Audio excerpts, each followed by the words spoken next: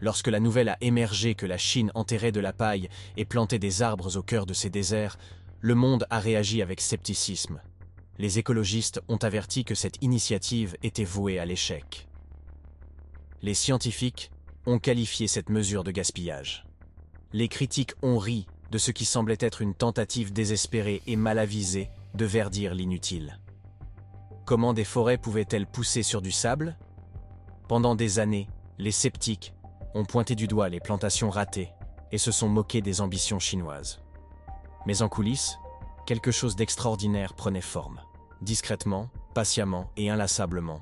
Et aujourd'hui, 10 ans plus tard, ces mêmes critiques le regrettent. La crise environnementale a alimenté ce rêve. Avant de voir la Chine planter des forêts dans le désert, le monde assistait à une situation encore plus alarmante, un pays lentement englouti par les sables. La désertification, le processus de dégradation des terres fertiles en déserts arides et sans vie, n'était pas seulement une nuisance environnementale pour la Chine. À la fin du XXe siècle, elle était devenue une véritable urgence nationale, menaçant la sécurité alimentaire et la survie humaine dans de vastes régions du pays. Les racines de cette crise étaient profondes. Dans les décennies qui ont suivi la fondation de la République populaire de Chine en 1949, la croissance démographique et l'industrialisation ont entraîné une augmentation spectaculaire de l'exploitation des terres. La poussière et le sable provenaient principalement de terres dégradées de 4 manières différentes. Le surpâturage, la déforestation intensive pour répondre à la demande de bois et les techniques agricoles non durables ont affaibli la capacité des terres à retenir les nutriments et l'humidité. L'érosion des sols s'est aggravée avec la disparition de la végétation protectrice et les forts vents du nord qui ont balayé les sols exposés, arrachant la couche arable essentielle à la vie. Les résultats ont été alarmants. Au début des années 2000, on estimait que plus de 2,6 millions de kilomètres carrés, soit plus de 27% du territoire chinois, étaient touchés par la désertification. Les zones les plus touchées se trouvaient dans le nord et le nord-ouest de la Chine, notamment en Mongolie intérieure, au Gansu, au Ningxia et au Xinjiang, où des champs et des terres agricoles autrefois verdoyants se transformaient rapidement en terres désolées. Le désert du Taklamakan, surnommé la mer de la mort, était peut-être le plus effrayant. L'un des plus grands déserts de sable du monde, il avait englouti d'anciennes routes commerciales et des villes entières au cours des siècles passés. Mais à l'ère moderne, il s'est étendu vers l'est, menaçant les infrastructures et alimentant des tempêtes de sable qui ont asphyxié des villes comme Pékin et Tianjin. Rien qu'en 2006, la Chine a connu 17 tempêtes de sable de grande ampleur, avec des nuages de poussière se propageant jusqu'en Corée du Sud, au Japon et, dans certains cas, jusqu'à la côte ouest des États-Unis. Outre l'impact environnemental, le coût humain fut considérable. On estime que 400 millions de personnes vivaient dans des zones touchées par la désertification ou proches de l'être. Les récoltes furent mauvaises, les puits taris, et des villages furent chassés de leurs terres ancestrales. Des communautés entières du Hebei et de Mongolie intérieure ont été contraintes de se déplacer, faisant de la Chine l'un des rares pays à reconnaître officiellement les migrants écologiques, des personnes dont les habitations n'étaient plus viables en raison de l'effondrement environnemental. Cette crise a également posé un dilemme politique. Pour une puissance mondiale émergente déterminée à démontrer sa puissance technologique et économique, une telle dégradation environnementale menaçait non seulement sa population, mais aussi sa crédibilité à l'échelle internationale. La Chine avait besoin d'une solution, non pas un pis-aller, mais un projet audacieux et visionnaire capable d'inverser des décennies de dégâts. C'est de cette crise existentielle qu'est née l'idée de construire une grande muraille verte, une vaste forêt artificielle destinée à contenir l'avancée des déserts. C'est ainsi que, malgré les tempêtes de sable et le scepticisme, la Chine a dévoilé l'un des plus grands projets d'ingénierie écologique de l'histoire de l'humanité. Le plan ambitieux de la Chine dévoilé. Face à la crise croissante de la désertification, les dirigeants chinois ont compris que des efforts ponctuels ne suffiraient pas. Une stratégie environnementale sans précédent et à grande échelle était nécessaire, et elle a été lancée en 1978. Officiellement connu sous le nom de Programme de reboisement pour la protection des 3 régions du Nord, mais souvent surnommé la Grande Muraille Verte, ce méga-projet allait devenir la plus grande campagne de reboisement de l'histoire de l'humanité. La vision était audacieuse. Planter une vaste ceinture d'arbres à travers les régions arides et semi-arides du nord de la Chine, englobant les 3 régions du nord-est, Dongbei, du nord, Hubei, et du nord-ouest, Xibei, d'où le nom des 3 régions du nord. L'objectif était de construire une barrière vivante et respirante contre l'expansion des déserts, en particulier ceux de Gobi et du Taklamakan, qui empiétèrent progressivement sur les zones les plus densément peuplées et les plus productives sur le plan agricole. Conçu pour se dérouler en 8 phases sur 73 ans, de 1978 à 2050, ce plan visait à restaurer plus de 35 millions d'hectares, environ 87 millions d'acres, de terres dégradées. La zone forestière prévue s'étendrait sur plus de 4500 km de long et 1500 km de large, formant un immense arc le long de la frontière nord de la Chine. Mais il ne s'agissait pas seulement d'une campagne de plantation d'arbres. Il s'agissait d'une mobilisation nationale. Le projet combinait planification centralisée et participation populaire. Les gouvernements locaux étaient chargés de planter et de protéger les forêts, tandis que les politiques nationales offraient des incitations à la participation. À partir des années 1980, le gouvernement a mis en œuvre des mesures telles que le programme Grains for Green, qui indemnisait les agriculteurs pour la transformation de terres agricoles érodées en forêts ou en pâturages. Les citoyens étaient encouragés, et parfois obligés, à contribuer aux quotas de plantation d'arbres pour les écoles, les lieux de travail et les unités militaires. Même le monde culturel était impliqué. En 1981, la Chine a instauré la Journée nationale de plantation d'arbres le 12 mars, un jour férié qui a suscité une participation massive aux efforts de reforestation. Cela a contribué à transformer le projet en un acte patriotique de restauration environnementale. À mesure que l'initiative a mûri, le gouvernement a investi dans la recherche scientifique, les systèmes de surveillance et le suivi par satellite, afin de suivre la santé des forêts, la survie des plantes et les impacts écologiques. L'ampleur du projet était immense. De nouvelles espèces ont dû être sélectionnées pour résister aux conditions arides. Des systèmes d'irrigation ont été testés et ajustés, et des solutions innovantes, telles que des caillebotis en paille et des amendements de sol, ont été introduites dans les phases ultérieures. Il est important de noter que la Grande Muraille Verte ne se limitait pas aux seules forêts. La stratégie intégrait l'agroforesterie, la restauration des prairies, les zones arbustives et les cultures résistantes à la désertification, afin d'assurer la viabilité à long terme. Les planificateurs ont compris qu'une approche écologique, diversifiée serait plus résiliente que les forêts de monoculture. Au début des années 2000, les images aériennes ont commencé à donner des résultats prometteurs. Des zones de verdure apparaissaient sur des terres auparavant stériles. Malgré des taux d'échec élevés dans certaines régions et un scepticisme persistant, la campagne s'est poursuivie, lentement mais sûrement, et avec un sentiment croissant de fierté nationale. Mais malgré la détermination de la Chine, le monde et de nombreux experts considéraient ce projet comme chimérique, naïf et voué à l'échec. Il est devenu la risée du monde entier. Si le projet de la Grande Muraille Verte a attiré l'attention par son ambition, il a également été la cible de moqueries, de scepticisme et de critiques scientifiques à l'échelle internationale. Mais planter des arbres dans le désert? L'un des environnements les plus hostiles de la planète était largement considéré comme un fantasme écologique. De nombreux experts, tant en Chine qu'à l'étranger, pensaient que le projet était voué à l'échec. Les premières années de la campagne n'ont guère inspiré confiance. Des images satellites de la fin des années 1981 et 1990 ont montré que de vastes étendues de forêts nouvellement plantées s'étaient desséchées et avaient péri. Des pans entiers de plantations désertiques étaient devenus des forêts fantômes, sèches, stériles et sans vie. Les critiques ont souligné des taux de mortalité alarmants, estimés entre 50 et 85% dans certaines régions. Ces chiffres étaient accablants pour un projet de cette ampleur et renforçaient l'idée que la Chine menait un combat perdu d'avance contre la nature. Les scientifiques de l'environnement exprimaient de vives inquiétudes. Nombre des arbres plantés étaient des espèces exotiques, comme les peupliers et les pins, dépourvus de la robustesse naturelle nécessaire à la survie, en milieu aride. Sans eau, nutriments et biodiversité suffisants, ces forêts de monoculture étaient vulnérables aux maladies, aux ravageurs et à la sécheresse. De plus, affirmait-il, planter de mauvaises espèces risquait de dégrader davantage les sols et de provoquer des déséquilibres écologiques à long terme.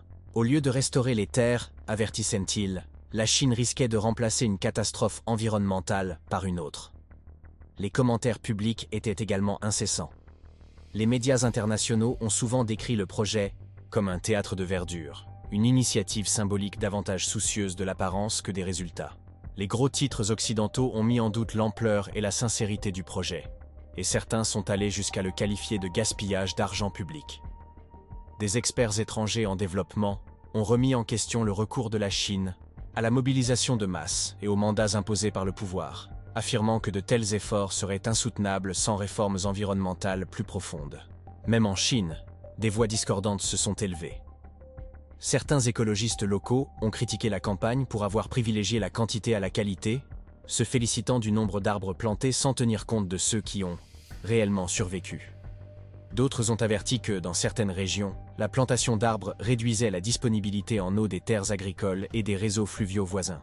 Le désert, semblait-il, ne serait pas dompté si facilement, et beaucoup doutaient que les plantations, quelles qu'elles soient, puissent le contenir. Au sens propre comme au sens figuré, le monde s'est mis à rire. L'expression « enfouir l'argent » dans le sable est devenue un slogan courant, symbolisant l'absurdité et la futilité apparente de cette démarche. Pendant un temps, la Chine est devenue l'exemple type d'une ambition environnementale mal avisée. Un exemple de ce qu'il ne faut pas faire pour rendre la planète plus verte. Pourtant, malgré les rires et les critiques, la Chine n'a pas baissé les bras. Au lieu de cela, il a redoublé d'efforts, envoyant des équipes de travailleurs et de scientifiques dans le désert, commençant ce qui allait devenir la transformation environnementale la plus improbable de l'histoire moderne. L'exécution technique commence. Alors que le monde ridiculisait le rêve de la Chine de transformer les déserts en forêts, des milliers de travailleurs, d'ingénieurs et de bénévoles ont retroussé leurs manches et se sont mis au travail, en silence. Les débuts de la Grande Muraille Verte n'ont pas été motivés par des technologies sophistiquées ni par des budgets de plusieurs milliards de dollars.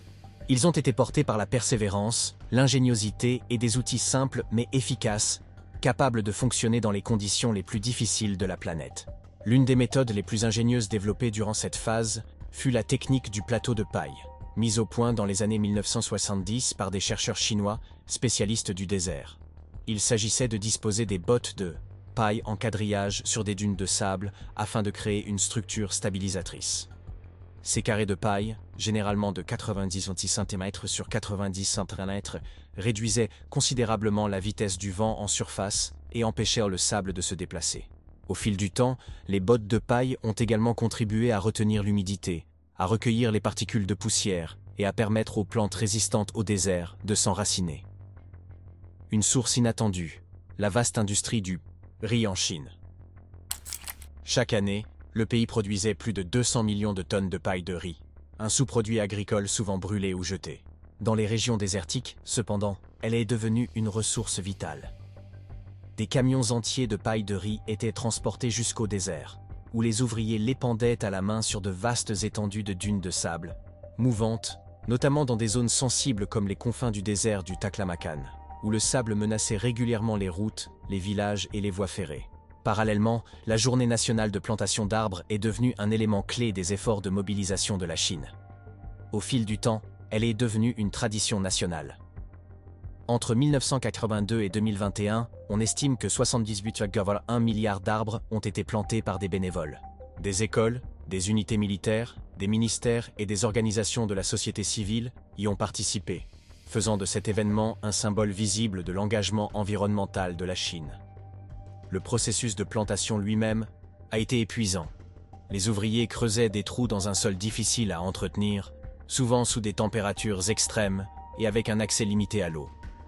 Dans de nombreuses régions, l'irrigation a dû être improvisée, avec des camions-citernes ou des tranchées creusées à la main. Comme de nombreux sols désertiques manquèrent de matière organique, des amendements tels que du compost, de l'argile et de l'humus étaient parfois utilisés pour augmenter la rétention d'eau. Ces premières années ont posé les bases, au sens propre comme au sens figuré, de la réussite future. Bien que tous les arbres n'aient pas survécu, des bottes de paille ont commencé à ancrer les dunes. Dans certaines zones pilotes, le mouvement du sable a été réduit jusqu'à 99,5%, permettant ainsi à la végétation plantée de survivre. Le processus était lent et laborieux, mais il fonctionnait, mètre carré après mètre. Mais à mesure que les ouvriers peinaient à gérer le sable, de nouveaux défis se présentaient. L'environnement hostile était impitoyable. Le taux de survie des arbres restait terriblement bas, et les critiques ne faisaient que s'intensifier. Le désert semblait loin d'être terminé, et les jours les plus durs étaient encore à venir. Des insights, luttes, des revers et encore des doutes. Malgré l'élan initial de la campagne de la Grande Muraille Verte, les défis de l'adomptage du désert se sont vite révélés plus redoutables que quiconque aurait pu l'imaginer. Les déserts que la Chine tentait de reboiser n'étaient pas de simples étendues de terre, c'étaient des environnements dynamiques et hostiles, façonnés par des siècles de vent, de sécheresse et de dunes mouvantes. Le Taklamakan, le désert de Gobi et d'autres grands déserts ne recevaient qu'environ 10 mm de pluie par an, certaines régions passant des mois, voire des années, sans précipitations significatives.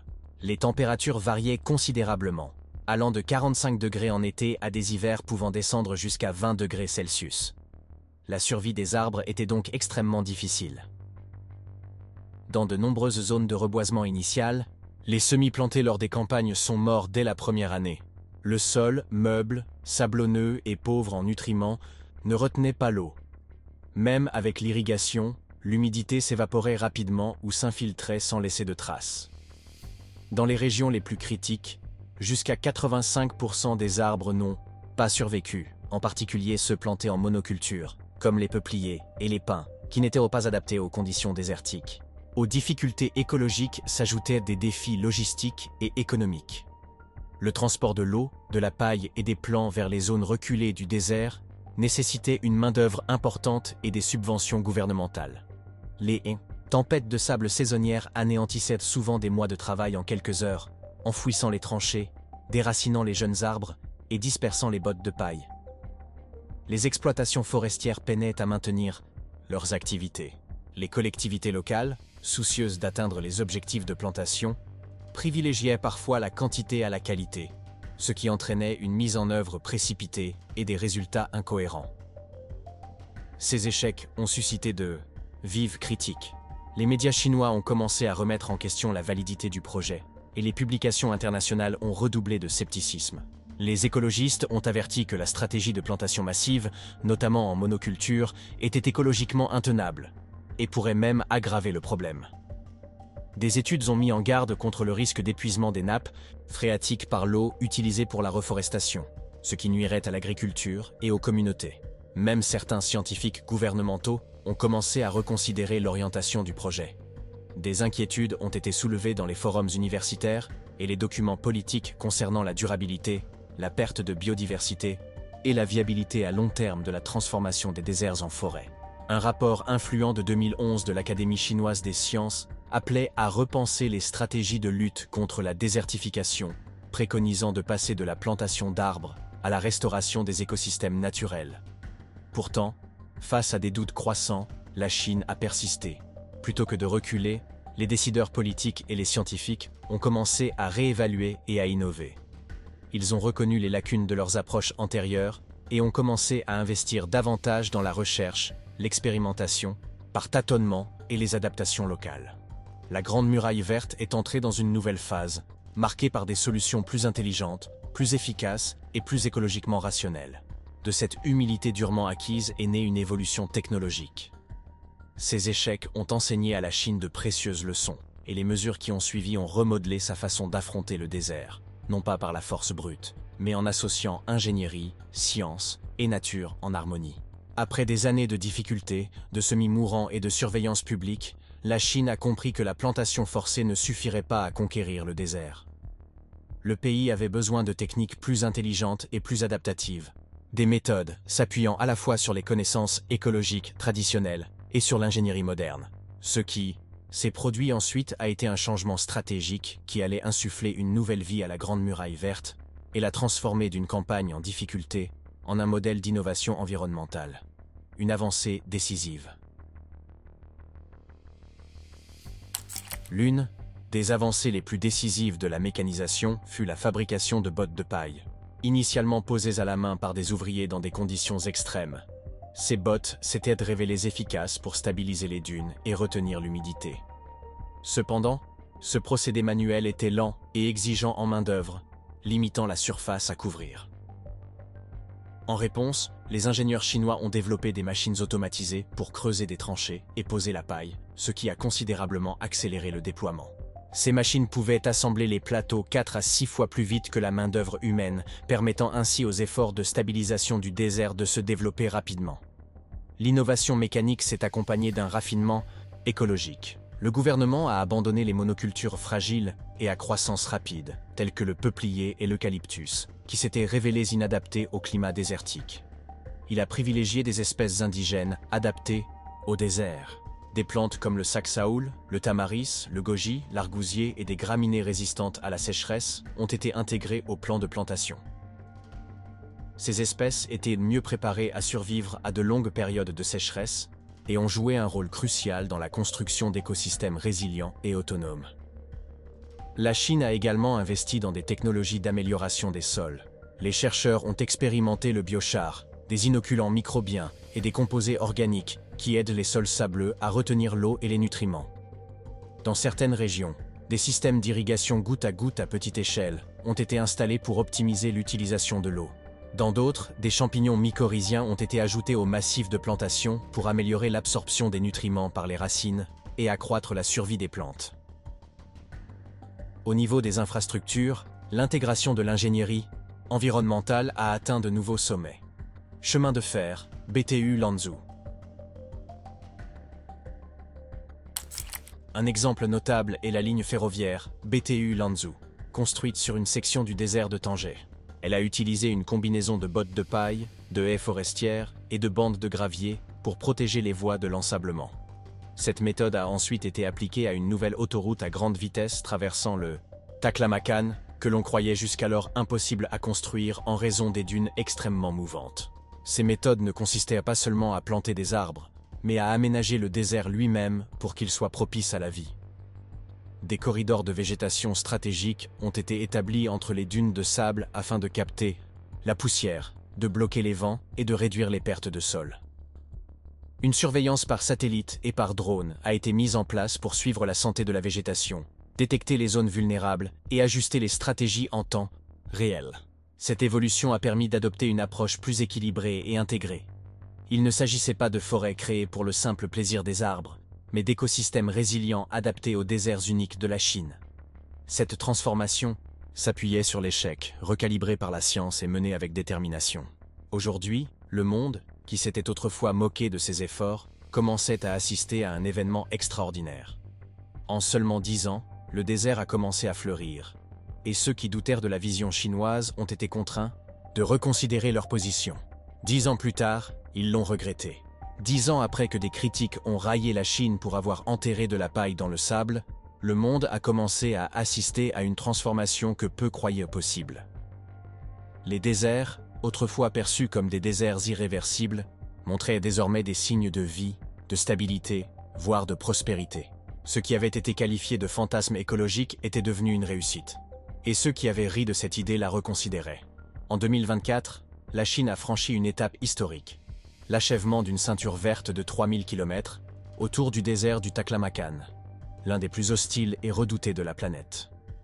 Cet exploit à lui seul a fait taire de nombreuses critiques. Là où des dunes mouvantes menaçaient autrefois villages, routes et voies ferrées, on trouve désormais du sable stabilisé, ancré par des bottes de paille, une végétation indigène et des écosystèmes autosuffisants. Entre 2016 et 2020, seulement, la Chine a déjà converti 8,8 millions d'hectares de désert en espaces verts. En 2024, le nombre total d'hectares reboisés depuis le début du projet avait dépassé les 30 millions, portant la couverture forestière du pays de seulement 10% en 1949 à plus de 25%. Des régions entières autrefois victimes de tempêtes de sable constantes, notamment la Mongolie intérieure, le Ningxia et certaines parties du Xinjiang, ont signalé une baisse spectaculaire de la fréquence et de l'intensité de ces événements. Les zones urbaines, autrefois enveloppées d'une brume jaune au printemps, bénéficiaient désormais d'un ciel plus clair et d'un air plus sain. Les preuves visuelles les plus frappantes proviennent peut-être des images satellites. Des photos et des données aériennes ont montré des étendues de verdure éclatantes s'étendant à travers les déserts du Nord, formant des corridors protecteurs autour des infrastructures, des terres agricoles et des communautés. Ces images, qui montraient auparavant des rangées d'arbres morts et des paysages gris, ont maintenant révélé des prairies et une végétation luxuriante s'étendant sur des centaines de kilomètres. La ligne ferroviaire BTU Lanzhou, dont beaucoup prédisaient qu'elle serait engloutie par le désert d'ici 30 ans, est restée pleinement opérationnelle, protégée par les mêmes méthodes autrefois décriées. De même, l'autoroute à grande vitesse traversant le Taklamakan était une réalité fonctionnelle, renforcée par des barrières de gravier et des bandes de végétation. Ce qui avait été considéré comme impossible au début des années 2000 était désormais un triomphe visible de planification, de patience et de persévérance écologique. Outre la transformation environnementale, des avantages économiques tangibles ont été constatés. Des régions autrefois arides ont commencé à attirer l'écotourisme, les visiteurs étant curieux d'explorer les corridors forestiers du désert.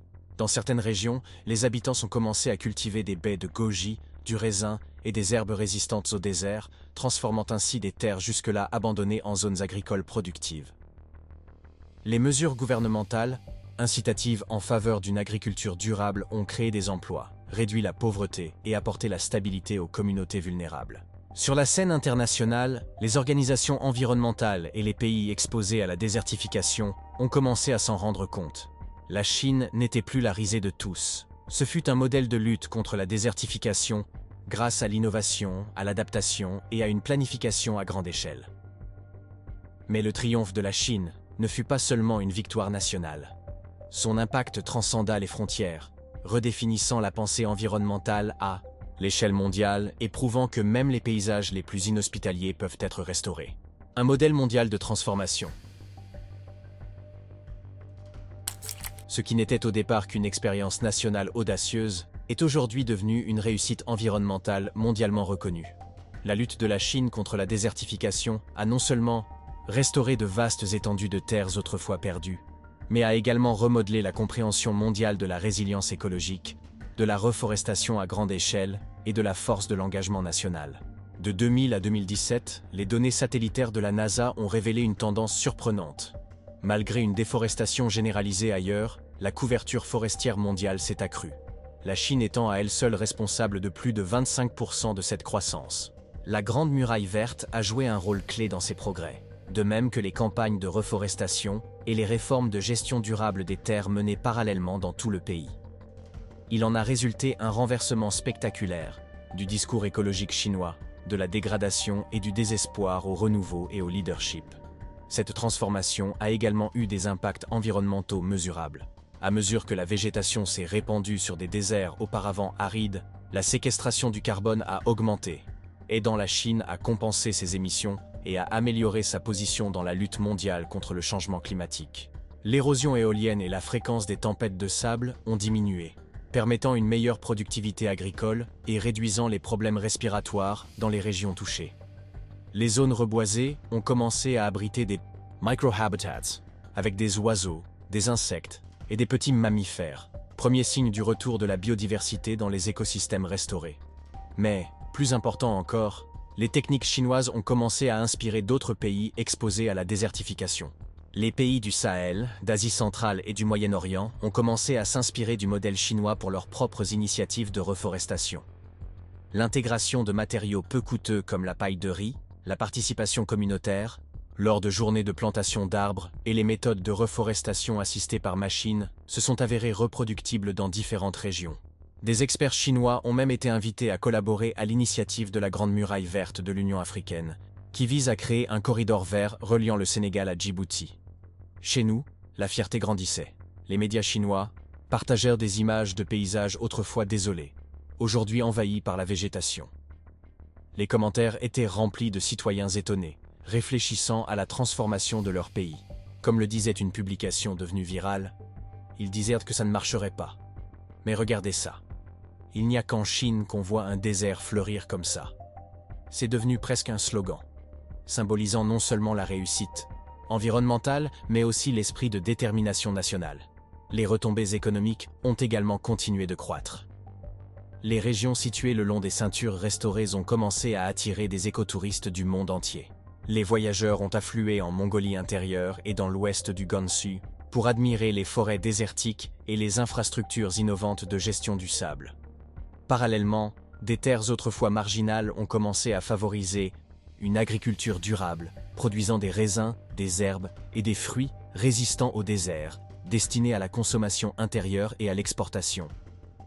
La capacité de la Chine à allier tradition et technologie, participation locale et politique nationale, science et échelle, le tout au service de la restauration environnementale, est devenue un modèle que d'autres pays espèrent suivre. Elle prouve qu'avec vision, patience et une adaptation sans faille, même les paysages les plus apparemment irrécupérables peuvent renaître. Le monde a ri lorsque la Chine a commencé à enterrer de la paille dans le désert, une décennie. Plus tard, ces mêmes voix se sont tues. Alors que le sable cédait la place aux forêts, le doute cédait la place à l'émerveillement, et un rêve autrefois décrié devint une inspiration mondiale. Et vous, que pensez-vous des murs verts de Chine? Merci d'avoir regardé, rendez-vous dans la prochaine vidéo.